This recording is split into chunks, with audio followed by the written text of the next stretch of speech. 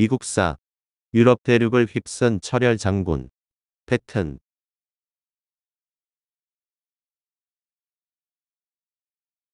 오늘 소개할 조지 스미스 패튼은 2차 대전 당시 독일에 롬멜이 있었다면 미국에는 패튼이 있었다고 할 정도로 2차 대전의 유럽 전쟁을 승리로 이끄는 데 큰 역할을 한 사람입니다.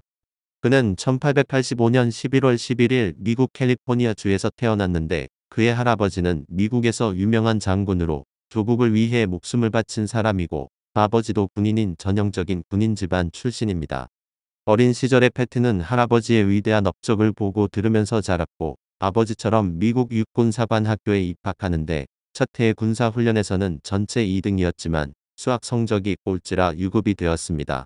다시 1학년을 다닌 패튼은 마침내 최고 우등생으로 인정받았는데 군사훈련 이외 학교의 여러 과목에는 별 관심이 없었지만 최선을 다하고 완벽을 추구해 학우들에게 깊은 인상을 남겼다고 합니다.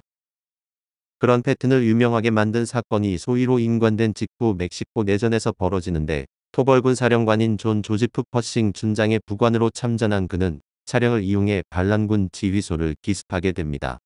판초비아의 측근을 사살한 뒤 자동차 본네트에 매달고 복귀해 이력 유명해진 것으로 이것은 미군 역사상 최초의 차량을 통한 공격 기록이었습니다.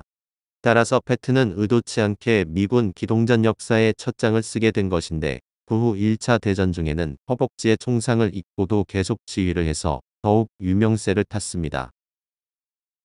미군 최초의 기갑병이 된 패튼.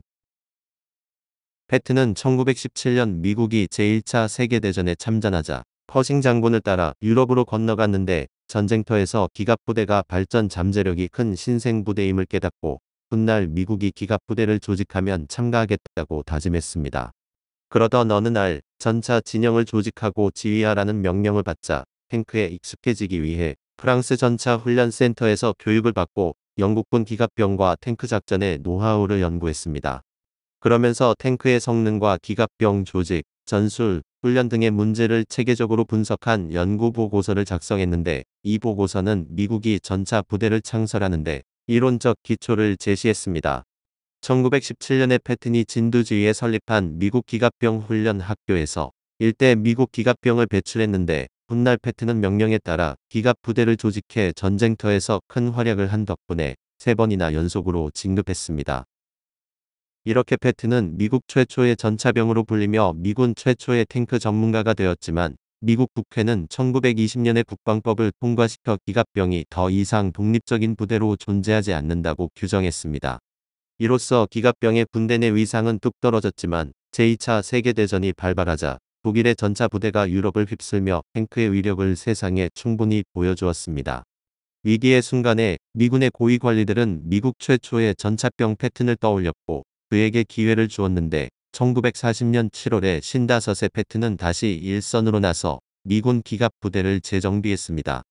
1940년 7월 4일에 참모 총장 조지 마셜이 패튼에게 2개 사단으로 구성된 기갑 부대를 조직하라고 명령을 내려 준장으로 진급한 패튼은 기갑 부대를 지휘하겠다는 오랜 꿈을 드디어 이루었습니다. 패튼은 기갑 부대 여단장에 이어 사단장, 군단장을 맡았는데 북아프리카 전투를 준비할 때 부대가 사막 환경에 적응하도록 미국의 황량한 사막에서 병사들을 훈련했습니다. 고통스러워하는 병사들과 장교에게 패튼은 뛰어난 군사기술과 적응 능력을 갖추면 부대의 사상자 수를 줄일 수 있습니다. 여러분의 땀 한 방울이 수많은 미국인을 구할 것이라며 그들을 격려했습니다. 혹독한 훈련을 거쳐 기갑 부대는 마침내 천하무적의 군대로 거듭났는데 1942년에 패튼은 이 부대를 이끌고 모로코의 서해안에 상륙해 연합군이 북아프리카에서 작전을 수행하는데 강력한 무기가 되었습니다. 제2차 세계대전에 미국이 참전하자 패튼은 아프리카 전선으로 향했는데 시디 부지드, 카세린 계곡 전투에서 미군은 최악의 졸장 로이드 프레덴달이 치욕적인 대패를 당해 영국군과 연합국에게 조롱을 받게 됩니다. 이에 화가 난 미군 지휘부는 평상시에는 참을 수 없을 정도로 역겨운 작자이지만 전쟁터에서는 승리를 가져오는 악발이 근성이 넘쳐나는 그를 중장으로 진급시켜 2군단의 지휘를 맡겼습니다.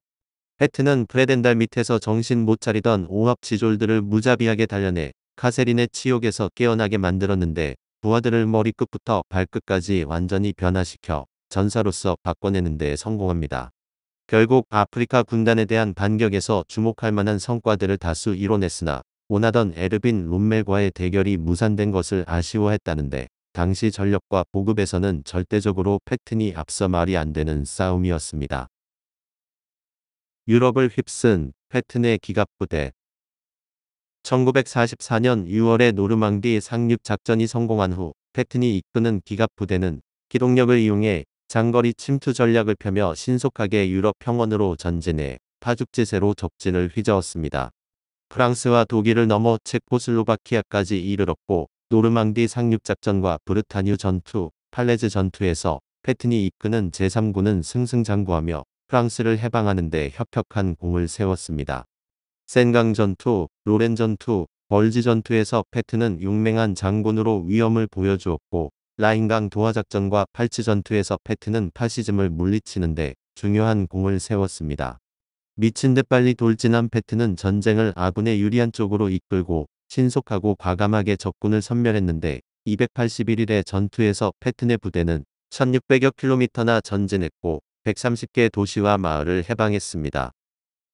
적군 140여만 명을 쓰러뜨렸는데 연합군 총사령관인 아이젠하워도 그가 세운 공에 다음과 같이 칭찬을 아끼지 않았습니다.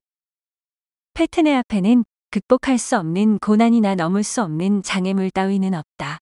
그는 고대 신화속의 타이탄 신처럼 절대 전쟁의 중압감에 눌려 쓰러진 적이 없다. 제2차 세계대전의 여러 전투에서 패튼만큼 전설적인 공을 세운 고위 장교는 한 명도 없다. 눈앞에 몽고메리 부대에 정신이 팔려있던 독일군의 뒤통수를 박살내 폐주시키고 중부 프랑스를 회속으로 진격하며 맹활약했는데 패튼과 그의 부하들은 폭주기관차처럼 가는 곳마다 독일군을 격파했습니다. 보급부대가 못 따라와 아이젠하워 사령관 명의로 특별수송대까지 조직했는데도 부족했을 정도였는데 패튼은 우리가 빠른 게 아니라 너네가 느린 것이라고 했답니다. 이것은 패튼이 고속기동전의 신봉자이기 때문인데 선두에서 달리는 기갑부대와 정찰대는 적의 어려운 저항에 마주치면 우회로를 찾아 원래 목표로 달려가고 따라오는 보병과 포병이 적군과 싸운 것입니다. 이런 식으로 계속 전진하니 어느새 패튼의 기갑부대가 자기네 영역으로 들어와 더 이상 손을 쓸 수 없을 정도로 전선을 붕괴시키는 것을 보게 된 것입니다. 한편 패튼은 야전 군사령관이면서도 끊임없이 전선 시찰을 나갔고 전선 근처의 동태를 살피는 한편 올라오는 정보 보고는 꼼꼼하게 살피는 등 정보 분석에 상당히 공을 들였다고 합니다. 그러나 그 독불 장군 같은 성품 때문에 상관과 동료들 사이에서의 평판은 바닥을 달렸는데 특히 영국군 지휘관이자 롬멜 장군을 몰아낸 몽고메리 영국 육군 원수와는 견원지간이었다고 합니다. 어느 작전에서 몽고메리가 패튼이 독일 군대를 제압하는 것은 어려울 것이라고 말한 것을 듣고 내가 그 독일놈 모가지를 뽑아서 몽고메리 X구멍에 쑤셔버릴 테다 라고 말했다는 일화도 있을 정도였다고 합니다. 종전 이후 패튼의 허무한 죽음. 패튼은 제2차 세계대전 이전에는 독일을 매우 혐오했으나 종전 이후 무력해진 독일에 대한 동정심을 갖고 미국 정부와 자주 대립했는데 나치 인사들을 관대하게 처리해 미국 정계에서 큰 비판을 받았습니다. 또한 패튼은 지독한 반유대주의자로 편지와 일기에 그런 감정을 서슴지 않고 드러냈는데 전후 독일에 대한 연합국의 처분을 전부 유대인의 탓으로 돌리면서 유대인에 대한 경멸이 더욱 강해진 것으로 보입니다. 패튼은 라인강 서안 슈파이어로 사냥을 가다 교통사고로 그가 탄 캐딜락이 트럭에 받치면서 중상을 입는데 당시 그는 운전병이 운전을 하면서 독일의 고속도로인 아우토반을 달리고 있었습니다. 앞에서 트럭이 돌진해오자 운전병이 핸들을 꺾어 피하려고 했지만 교통사고가 났는데 동승했던 게이 장군과 운전병은 찰과상만 입었지만 패튼은 유리 칸막이에 머리를 세게 부딪혀 목이 부러지는 중상을 입었습니다. 사고 당시 패튼은 의식이 있어 게이 장군에게 손을 만져보라 했고 감각이 없자 이거 참 더럽게도 죽는군이라고 했다는데 12일 뒤 하이델베르크 군병원에서 60세를 일기로 사망합니다. 사인은 색전증으로 전쟁이 끝난 지 고작 7달 만이었는데 사망 후 그의 유언대로 룩셈부르크에 있는 벌지 전투에서 전사한 제3군 미군 묘지에 묻혔습니다. 워낙 유별난 삶 때문이었는지는 몰라도 그의 죽음에 관해 일종의 음모론이 주장되기도 했으며 밤살설을 바탕으로 한 1978년작 방호명 S 비밀지령이란 영화가 만들어지기도 했습니다. 오늘 미국사는 유럽 대륙을 휩쓴 철혈 장군 패튼이었습니다.